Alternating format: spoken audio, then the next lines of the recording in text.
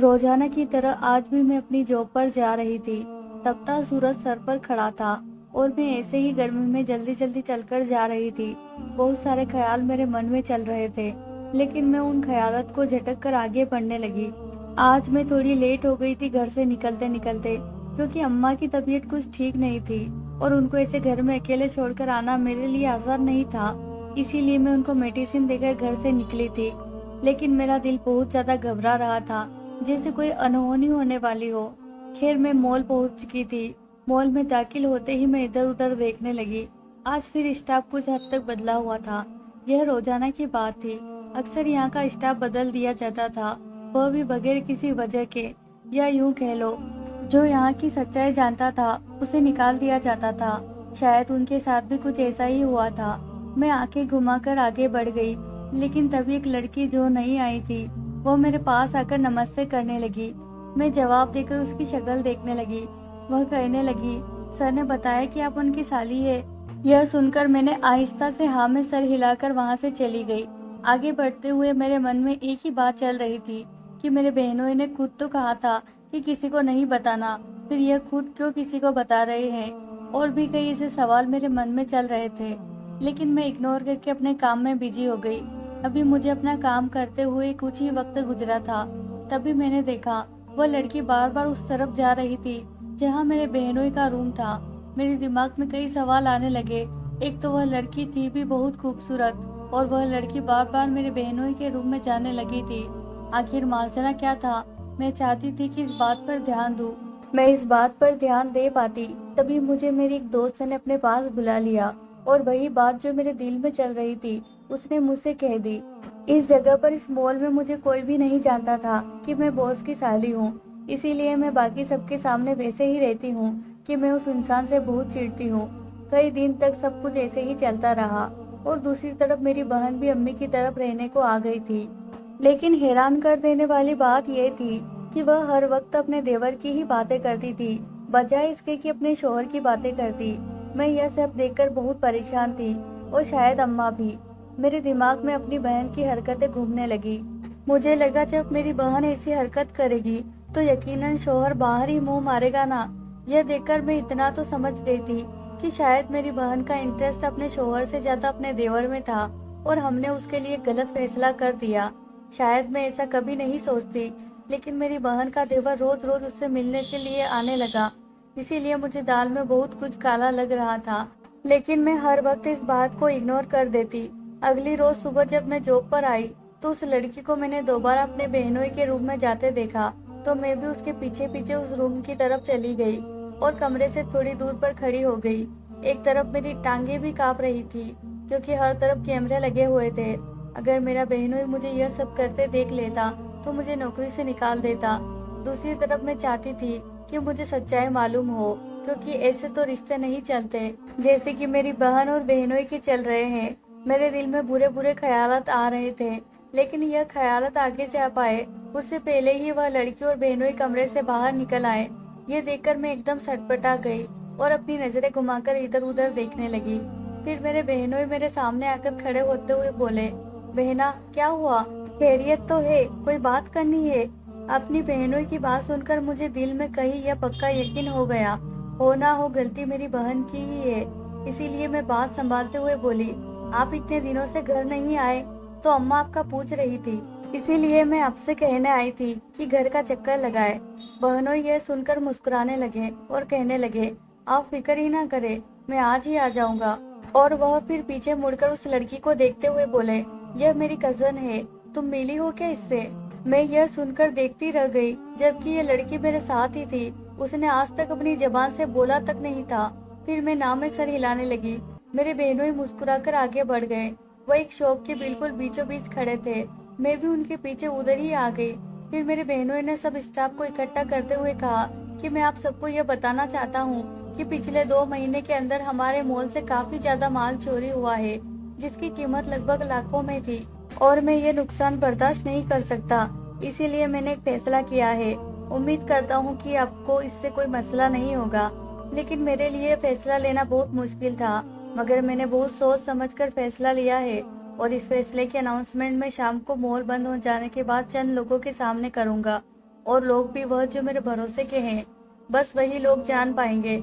लेकिन बाकी आप सभी से मैं यही कहूँगा कि ध्यान रखा करें। लोग एक ही साथ 2 सूट लेकर ट्रायल रूम में जा सकते हैं और हम में से कोई भी नहीं जानता होगा, क्योंकि हमारे पास काम बहुत होता है। I am right? फिर बहनों अपना काम खत्म करके वहाँ से चले गए और मैं सोचने लगी कि वाकई अक्सर ऐसा होता था कि एक सूट हमारी नज़र के सामने होते होते गायब हो जाता था। इसीलिए मुझे बहनोई का फैसला एकदम ठीक लगा। फिर शाम हुई तो बहनोई ने मुझ समेत 6 लोगों को अपने कमरे में बुलाकर साफ साफ कहा कि मैं इस नतीजे पर पहुंचा हूं कि ट्रायल रूम में कैमरा लगा दिया जाए। यह सुनकर मैं एकदम बहनोई की तरफ देखने लगी कि यह क्या कह रहे हैं। यह गलत काम हम हरगिज नहीं कर सकते, लेकिन यह बात मैं बस दिल में ही बोल पाई थी, उनके सामने कुछ नहीं कह सकी। फिर उसी शाम मेरा बहनोई मेरे साथ घर आ गया। रास्ते में उन्होंने कहा था कि यह बात आप हम में ही रखेगी, क्योंकि यह हमारे मोल का मामला है। और मैंने अपना सर हाँ में हिलाकर दूसरी तरफ देखने लगी। मगर जैसे ही गाड़ी घर के गेट के बाहर रुकी तो मैं बाहर खड़ी बाइक देखकर समझ गई, यकीनन बहन का देवर आया है। लेकिन दूसरी तरफ मेरा बहनोई वह बाइक देखकर चौंक गया और फिर बिना रुके घर का दरवाजा खटखटाने लगा। कुछ ही देर में मेरी बहन ने आकर घर का दरवाजा खोला और वह मुझे देखकर खुश होते हुए बोली कि तुम आ गई, आओ एक बात बताऊं। अभी उसने यही कहा था कि पीछे खड़े उसके शोहर को देखकर वह एकदम घबरा गई। उसके चेहरे पर घबराहट साफ साफ दिखाई दे रही थी। और फिर मैं उसे पीछे करके घर के अंदर गई तो उसका देवर सामने सोफे पर ही बैठा हुआ था। वह भी अपने भाई को देखकर एकदम से डर गया। यूं कहना ठीक होगा कि दोनों के चेहरे की हवाइयां उड़ गई थी। और फिर मेरा बहनों 1 मिनट भी नहीं रुका और वहां से चला गया। मैं यह देखकर समझ गई थी कि यहाँ पर जो कुछ भी चल रहा है, बहनें उस चीज से बेखबर है। फिर मैं अपनी बहन को आंखें दिखाते हुए कमरे में चली गई और फिर खाना खाए बगैर ही सो गई। अगली सुबह मैं जल्दी ही जॉब पर आ गई थी, लेकिन मैंने नोट किया था कि ट्रायल रूम में कैमरे नहीं लगे थे। मुझे लगा था कि शायद बहनोई चंद दिनों में यह काम करवाएंगे और किस्मत से आज बहनोई के कमरे का दरवाजा खुला हुआ था। मैं फौरन वहाँ चली गई। वहाँ जाकर मुझे मालूम हुआ कि मॉल के कैमरे ऑन थे। मैंने आगे बढ़कर कैमरे चेक किए तो उसमें चंद कैमरे ट्रायल रूम के भी थे। यह देखकर मेरे हाथ पैर कांप उठे कि आखिर क्या माजरा है। फिर मैंने देखा कि एंट्रेंस से वही लड़की जो बहनों के साथ होती थी वह आ रही थी। उसे देखकर मैं एकदम डर गई, क्योंकि वह इसी तरफ आ रही थी। इसीलिए मैं फौरन बहनों के वॉशरूम में जाकर छुप गई। थोड़ी ही देर में वह लड़की बहनों के ऑफिस में मौजूद थी और वह किसी से फोन पर बात कर रही थी और साथ ही कैमरे की रिकॉर्डिंग निकालकर चेक कर रही थी।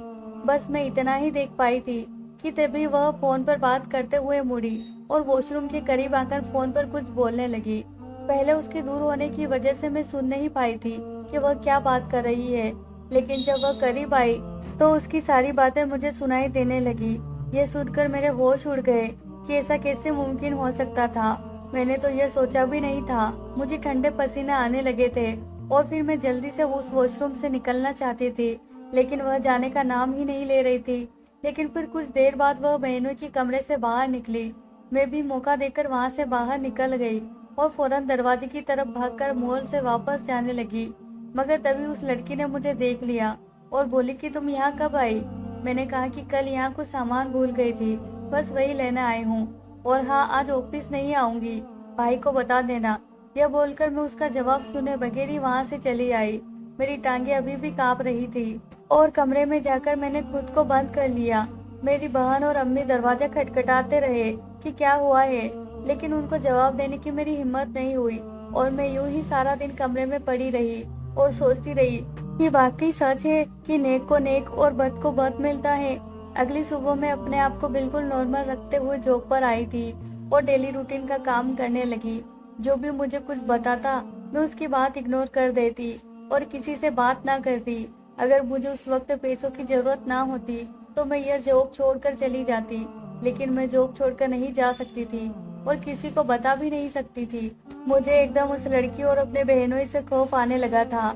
ऐसे ही कुछ दिन गुजर गए, लेकिन फिर एक दिन मेरी बहन अपने देवर के साथ इसी मॉल में शॉपिंग करने आ गई। मैं उसे देखकर डर गई, लेकिन खामोशी से अपना काम करती रही। लेकिन होश तो तब उड़े जब वह अपने ही देवर के साथ ट्रायल रूम में चली गई। बेशक किसी और ने उसको ना देखा हो, लेकिन मैं वहाँ खड़ी यह सब देख रही थी। अगर बात सिर्फ मेरी होती तो मैं उसकी हरकत पर पर्दा डाल देती, मगर मसला यह था कि ट्रायल रूम में कैमरा लगा था और बहनोई ने यकीनन यह सब देख लिया होगा। मेरे तो हाथ पैर फूलने लगे और फिर यही हुआ। मिनटों के अंदर मेरा बहनोई कमरे से बाहर आया और ट्रायल रूम का दरवाजा बजाने लगा। सभी लोग इस तरफ देखने लगे। मैंने नोट किया कि मेरे बहनोई के हाथ में फोन था। वो इसी फोन पर नजर गाड़े यहाँ आया था। लेकिन खैर मेरी तो सांस फूलने लगी कि अब मेरी बहन की क्या इज्जत रहेगी। मैं फौरन अपने बहनोई के पास चली गई और कहने लगी, क्या हुआ सर? तो उन्होंने एक गुस्से भरी निगाह मुझ पर डाली और फिर से दरवाजा बजाने लगे। मैं तो समझ गई अब यहाँ सब खत्म है। लेकिन कुछ देर बाद ट्रायल रूम का दरवाजा खुला तो मेरी बहन रूम से बाहर निकली और उसके पीछे पीछे उसका देवर भी बाहर निकल आया। सब लोग गौर से उन्हें देख रहे थे। सभी लोग उनकी हंसी उड़ा रहे थे। मेरे बहनोई का गुस्सा बढ़ता चला जा रहा था और फिर बहनोई गुस्से में अपनी बीवी को मारने के लिए आगे बढ़ा। तभी मेरी नजर बहनोई के मोबाइल पर पड़ी तो जान निकल गई, क्योंकि बहन तो उसमें मेरा नाम अफसाना है और मैं एक नॉर्मल घराने से हूँ। हम दो बहनें थी और दोनों में ही बहुत प्यार था। हमारे अब्बा जब हम छोटे थे तभी चल बसे थे, इसीलिए हमारी अम्मा ने ही हमें पाल पोस कर बड़ा किया और अच्छी से अच्छी शिक्षा दिलाई। अम्मा ने अपने रात दिन को एक कर दिया था, इसीलिए ताकि वह हमारे आने वाले भविष्य को संवार सके। लेकिन वक्त की काया पलट होने में कितना ही वक्त लगता है। अभी मैं 10वीं में थी और मेरी बहन ने इंटर किया था तो अम्मी को फालिस का अटैक आ गया। हम दोनों के हाथ पैर पर सारी सिचुएशन बन गई थी। हमने अपनी खाला को अपने पास बुला लिया था और अब वह हमारे पास ही रहने लगी थी। लेकिन अब घर में पैसों की जरूरत थी और जो पैसे थे वह अम्मी की इलाज में लग चुके थे।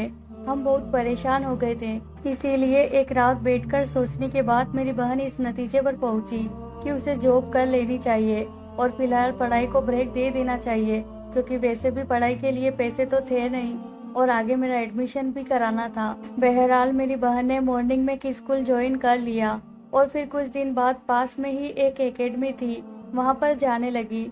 लोगों ने तरह तरह की बातें करनी शुरू कर दी कि बेटी सुबह की निकली रात को घर आई है। माँ की बीमारी का तो बहाना था, बस इनको आज़ादी चाहिए थी। और उन सब की बातें सुनकर मेरी बहन का दिल कट जाता था। वह अक्सर रातों को मेरे पास बैठी रोती रहती और कहती कि मैंने आज तक ऐसा कोई काम नहीं किया था जिससे मेरे माँ बाप की इज्जत पर कोई आंच आए। तुम यकीन करो मेरा।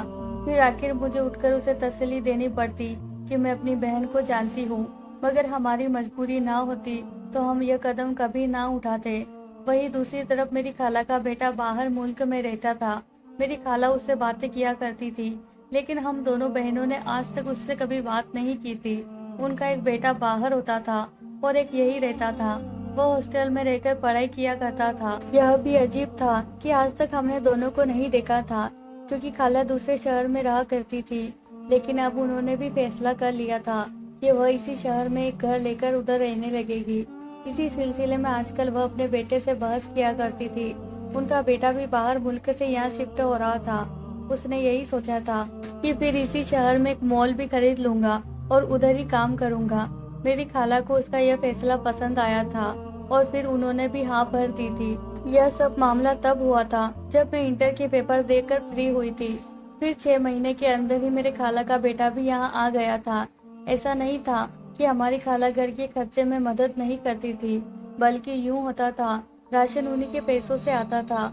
मेरी बहन को सिर्फ बिल वगैरह और मेरी फीस देना होता था। अब तो मेरी अम्मी भी काफी हद तक ठीक हो गई थी।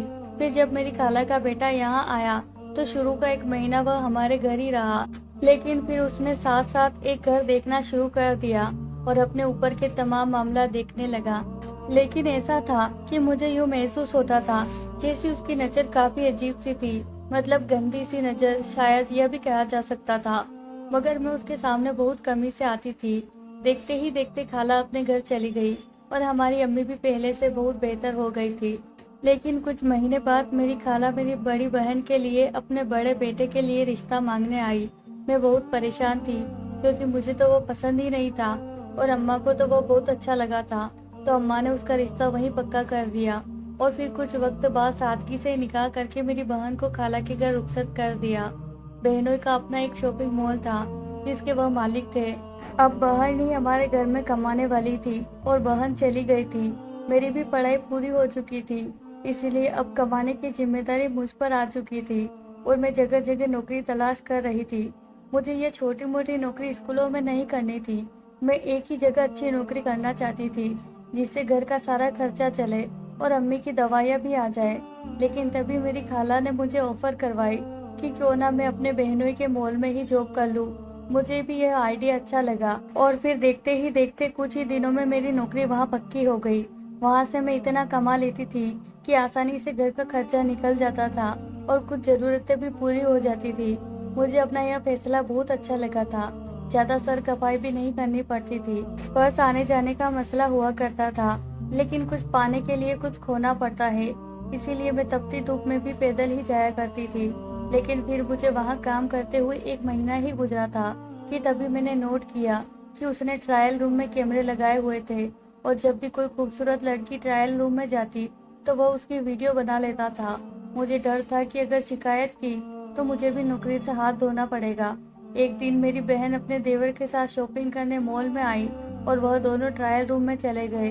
थोड़ी देर बाद बहनोई गुस्से में बीवी को मारने लगा।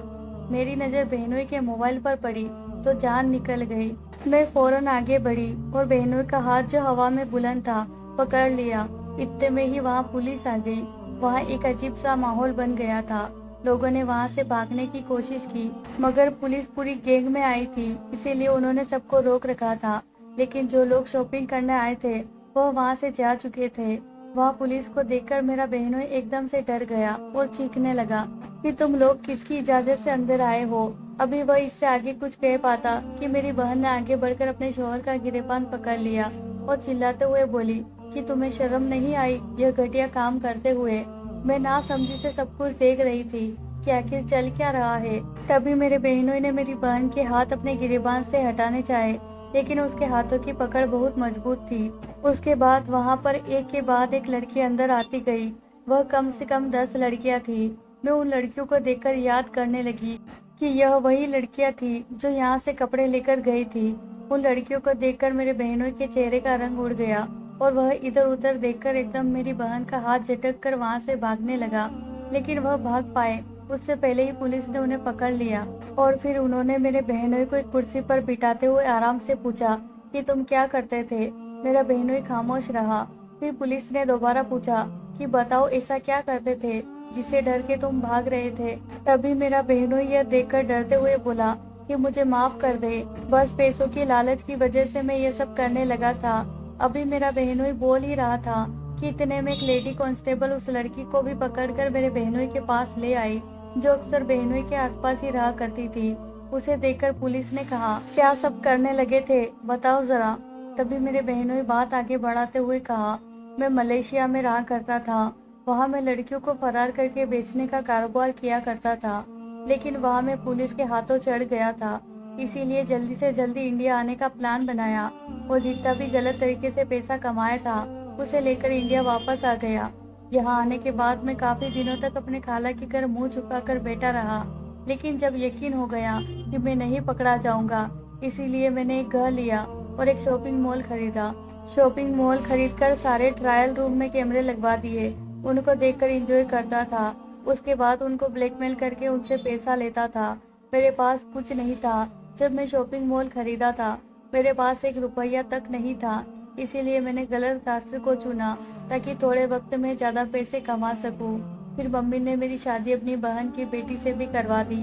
हालांकि मुझे उसमें कुछ भी इंटरेस्ट नहीं था, लेकिन जो उसकी छोटी बहन थी वह मुझे पसंद थी। इसीलिए अपनी अम्मी से कहकर उसे अपने मॉल में ही लगवा दिया ताकि यह भी मेरे नज़र के सामने रहे। और फिर जितनी भी लड़कियां यहाँ ट्रायल रूम में चेंज करने आती मैं उन सब की वीडियो अपने ऑफिस में देखता रहता। फिर चंद दिनों बाद मैंने एक मालदार पार्टी से पार्टनरशिप कर ली और फिर वह मुझसे एक लड़की लेकर लाखों में पैसा देने की बात करने लगी। इसीलिए उन्होंने अपनी टीम से एक लड़की मेरे साथ ऑफिस में काम करने के लिए भेज दी, जो सुबह बहुत पहले आकर सीसीटीवी फुटेज चेक करके उन लड़कियों की वीडियो अपने मोबाइल में सेव करती थी और फिर मुझे भी सेंड करती थी और आगे अपनी पार्टी को मैं उन वीडियो को भेजता। दोबारा उन्हीं लड़कियों को भेजकर उनसे पैसे मंगवाता था और जब वह लड़कियां पैसे देने आती तो मैं पैसा लेकर चला जाता और वह पार्टी आकर उस लड़की को उठवा लेती। इस तरह मेरा काम हो जाता था और उनका भी। लेकिन कभी कभार यह सच्चाई किसी को मालूम हो जाती तो मैं उसे फौरन जॉब से निकाल देता और उनकी ज़बान बंद करने के लिए उन्हें मुँह मांगी कीमत देता था। इसीलिए आखिर में कितने पैसे बर्बाद करता। इसीलिए चंद लोगों पर यह बात कर दी कि मैं ट्रायल रूम में कैमरे लगा रहा हूँ, लेकिन इस झूठ के साथ कि हमारे शॉपिंग मॉल से लाखों के कपड़े चोरी होते हैं, और यह सब इतने बेवकूफ़ थे कि फौरन मान गए। लेकिन आज जब मेरी बीवी यहाँ आई और ट्रायल रूम में मेरे ही भाई के साथ गई, तो मुझे अपनी यह गलत हरकत बिल्कुल ठीक लगी। लेकिन मुझे अपनी बीवी से इस तरह की उम्मीद नहीं थी। वह बहुत पाक दामन लगती थी, लेकिन मैं अभी भी गलत निकला, क्योंकि उसने ट्रायल रूम में जाकर कुछ गलत नहीं किया था, बल्कि वह शीशा जिसमें मैंने ट्रायल रूम में कैमरा लगाया हुआ था वही तोड़ दिया था। मुझे लगा कि यह उसने इसलिए तोड़ा है क्योंकि उसके और मेरे भाई के बीच में जो भी चल रहा है वह मैं ना देख सकूं। इसीलिए मैं फौरन बाहर आ गया और गुस्से से दरवाज़ा बजाने लगा। वैसे तो मुझे इस सब से कोई फ़र्क नहीं पड़ता, लेकिन मैंने कैमरे में नोट किया था कि मेरी साली भी खड़ी होकर वहाँ देख रही है और मुझे उसके सामने ही अच्छा और शरीफ बनना था। मैं यही सब करने के लिए बाहर आया था ताकि लोग मुझे शरीफ समझ सके, मगर यहाँ यह लोग तो कुछ और ही प्लान करके आए थे। यह कहकर मेरे बहनों ने अपना मुंह झटका और मैं खामोश नज़रों से सब कुछ देखती रही कि आखिर मेरे सामने यह सब चलता रहा और मैं अक्ल से पैदल बनी रही। लेकिन मैं कुछ बोल पाती उससे पहले ही पुलिस बोलने लगी कि तुम्हारी बीवी ने पहले ही यह बात हमें बता दी थी। उसने तुम्हारे मोबाइल में इस तरह की कोई वीडियो देखी है, और वह कोई एक वीडियो नहीं थी, बहुत सारी थी। इसीलिए हमने उसे यही मशवरा दिया था कि तुम इन सब की आंखों में धूल झोंको, ताकि कोई तुम पर शक ना कर सके कि तुम उसके खिलाफ सबूत इकट्ठे कर रही हो। तुम्हारी बीवी के साथ तुम्हारा भाई भी था। दोनों को तुम्हारी इस हरकत पर बहुत अफसोस था। इसीलिए दोनों ने मिलकर एक प्लान बनाया और तुमको ट्रैप किया, और एक लड़की को तुम्हारे शॉपिंग मॉल में भेजकर चेक किया कि हकीकत क्या है। वह लड़की भी कोई इन्हीं गलत कामों में मिली हुई थी, इसीलिए फौरन मान गई और पैसे लेकर अपना काम करने लगी। फिर जब तुमने उसे वीडियो भेजकर ब्लैकमेल किया, असल में तुम उसे नहीं, हमें ब्लैकमेल कर रहे थे, क्योंकि वह अपने नंबर की जगह हमारा नंबर वहां लिखवा कर आई थी। फिर तुम्हारी बीवी को हमने तुम्हें पैसे देने के लिए भेजा, लेकिन तुम तब भी ना समझ सके, और जब तुम्हारे जाने के बाद जो लोग उसे पकड़ने आए उसको हमने पकड़ लिया और उनके ठिकाने पहुंचकर उनका सारा धंधा चौपट कर दिया और सारी लड़कियों को वहां से छुड़ा लिया। और अगले ही दिन, ताकि तुम्हें शक ना हो, इसीलिए तुम्हारी बीवी और तुम्हारे भाई को पूरी प्लानिंग के साथ यहाँ भेज दिया ताकि तुम भाग ना सको, और हम जल्द ही तुम्हें पकड़ ले। और अब तुम कानून के हिरासत में हो, और यह बहुत बड़ा जुर्म है जिसकी कोई माफ़ी नहीं। पहले गलत तरीके से इंडिया आए, फिर लड़कियों का वीडियो बनाया, उनको ब्लैकमेल किया, उसके बाद उनको उठवा कर भेज दिया। काफ़ी केस बनते हैं तुम पर, इसीलिए तुम्हारी रिहाई मुमकिन ना हो। यह कहकर पुलिस उस लड़की और मेरे बहनों को वहां से लेकर चली गई और शॉपिंग मॉल उसी वक्त सील कर दिया गया। यह देखकर मुझे याद आया कि उस दिन वह लड़की, जब मैं बाथरूम में बंद थी, मेरे बहनों से बात करते हुए कह रही थी कि आज इतनी लड़कियां बेची गई है, उनके पैसे आपके अकाउंट में आ जाएंगे, आप अगली लड़की की तैयारी करें। यह सब मैंने खुद सुना था, फिर भी मैं किसी को कुछ बता नहीं सकी थी। मगर आज एक मुजरिम को सजा मिल गई थी, इससे बढ़कर और क्या हो सकता था। इसके बाद मैं नम आंखों से अपनी बहन की तरफ देखने लगी कि मैं उसे कितना बुरा समझती थी, लेकिन वह सब कुछ किस हद तक बर्दाश्त कर रही थी। फिर मैंने उससे माफ़ी मांगी और हम घर आ गए। कुछ दिनों बाद मेरी बहन ने अपने शौहर से तलाक ले ली। मेरे बहनों को उम्र कैद की सजा हो गई, पर मेरी बहन प्रेग्नेंट हो चुकी थी। कुछ दिनों बाद उसने प्यारे से बेटे को जन्म दिया। हमने उसे शादी का मशवरा दिया, लेकिन उसने साफ इनकार कर दिया, क्योंकि उसका पहला तजुर्बा बहुत खौफनाक रहा था। इसीलिए वह दोबारा कोई रिस्क नहीं लेना चाहती थी। हालांकि फिर हमने खाला के दूसरे छोटे बेटे से शादी का मशवरा दिया और अपने बेटे के बारे में सोचने को कहा, तो बहन को ठीक लगा। मेरे बहन की शादी अपने उसी देवर से करा दी, क्योंकि उसके सामने पूरी जिंदगी पड़ी थी और जिंदगी में एक मजबूत सहारे का होना बहुत जरूरी होता है। आज हम खुशी खुशी अपनी ज़िंदगी गुजार रहे हैं, और अब मैं भी शादीशुदा हूँ। तो मेरे प्यारे दोस्तों, कैसी लगी आपको आज की वीडियो? आपकी राय हमें कमेंट बॉक्स में ज़रूर बताएं। वीडियो पसंद आए तो वीडियो को ज़रूर लाइक कीजिए और चैनल को सब्सक्राइब करना बिल्कुल ना भूलें। धन्यवाद दोस्तों।